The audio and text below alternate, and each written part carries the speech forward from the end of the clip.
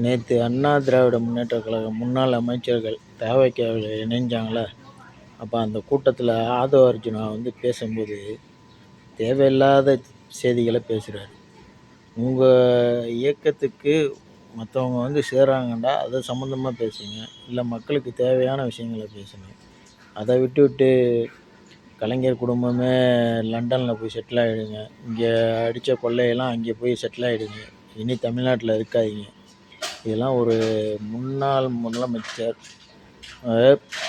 எவ்வளோ கீழ்த்தரமாக பேச முடியுமோ அந்தளவுக்கு இன்னாள் அமைச்சர் பேசுகிறாரு. இதை வேடிக்கை பார்த்துக்கிட்டு அங்கே உள்ள மற்ற நிர்வாகிகளும் இருக்காங்க. தமிழக வெற்றி கழகத்துடைய தலைவரும் இதை சந்தோஷமாக எதிர்பார்க்குறாரு. இந்த மாதிரி பேசுகிறத ஒரு அரசியல் நாகரிகமே இல்லாமல் இந்த மாதிரி நாகரிகமாக பேசுகிறது இந்த காலகட்டத்தில் உள்ள அரசியலுடைய நிலைப்பாடாக நம்ம பார்க்க முடியுது. ஒரு அரசியல்வாதி எப்படி பேசணும், மக்களிடத்தில் மக்களால் தேர்ந்தெடுக்கப்பட்ட அமைச்சர்கள் ஒரு தலைவர்கள் எப்படி நடந்துக்கணுன்ட்டு பொது மேடையில் நடந்துக்கணுங்கிற கொஞ்சம் கூட ஒரு அந்த நாகரிகமே இல்லாமல் அநாகரிகமாக நடந்துக்கிறாரு. அது போக கரூரில் 41 பேரை போலீஸை வச்சு கொலை செஞ்சிட்டாங்க பகிரங்கமாக பொது மேடையில் சொல்கிறாரு. அந்த 41 பேர் இறந்தது யார் என்னங்கிறது சிபிஐ விசாரணையில் இருக்குது.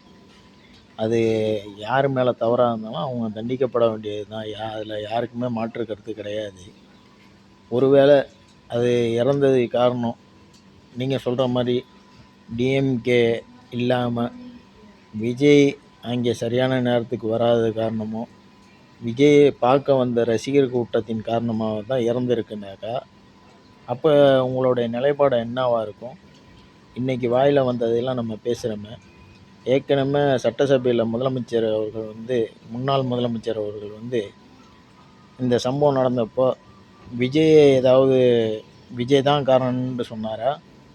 இல்லை எந்த ஒரு தலைவனுமே இந்த மாதிரி உயிரிழப்பை ஏற்றுக்க முடியாது, ஆசைப்பட மாட்டாங்கன்ட்டு எவ்வளோ நாகரிகமாக பேசினார். ஆனால் இன்றைக்கி ஆதவ அர்ஜுனா ஒரு அமைச்சராக இருந்துக்கிட்டு எந்த ஒரு நாகரிகமும் இல்லாமல் அநாகரிகமாக முன்னாள் முதல்வரையும் அசிங்கமாக திட்டுறாரு. இந்த கரூர் சம்பவத்தையும் வாய்க்கு வந்தபடியெல்லாம் பேசுகிறாரு.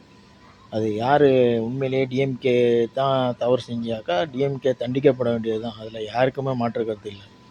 ஒருவேளை டிஎம்கே அதை செய்யலை, விஜயுடைய அலட்சியத்தால் தான் அது நடந்துச்சுன்னா அப்போ என்ன சொல்ல போகிறீங்க? ஒரு பொது மேடையில் எப்படி பேசணுங்கிற ஒரு அறிவு கூட இல்லை. அந்த வழக்கு சிபிஐயில் இருக்குது. ஏற்கனவே விஜயே 2 முறைக்கு மேலே சிபிஐ விசாரணைக்கு போயிட்டு வந்திருக்காரு. அப்படி இருக்கும்போது இதை செஞ்சது டிஎம்கே தான் மனசாட்சி இல்லாமல் சொல்கிறீங்க. உங்களையெல்லாம் என்ன சொல்கிறதுன்னு தெரில. ஒரு பொது மேடையில் பேசும்போது ஒரு நாகரிகமாக எப்படி அரசியல்வாதி நடந்துக்கணுமோ அந்த மாதிரி நடந்துங்க. ஓட்டு போட்ட மக்கள் என்ன நினைப்பாங்க? இந்த மாதிரி உள்ள ஒரு ஆளுக்கு நம்ம ஓட்டு போட்டோன்னு மக்கள் நினைப்பாங்களா, நினைக்க மாட்டாங்களா? ஒரு மாற்றம் வேணும்னு மக்கள் ஓட்டு போட்டாங்கன்னு சொல்கிறீங்க. இந்த மாற்றம் இந்த மாற்றம் தானா? நீங்கள் செய்யக்கூடியது இதுதானா மாற்றம்? மக்களுக்கான நலத்திட்டங்களை மாற்றமாக கொண்டுட்டு வாங்க. எது மக்களுக்கு தேவையோ அதையெல்லாம் செய்யுங்க. எது மக்களுடைய விரோதமாக இருக்கோ அதையெல்லாம் தடுத்து நிறுத்துங்க. கனிம வளத்துக்கு எதிர்ப்பாக போராடுனீங்க.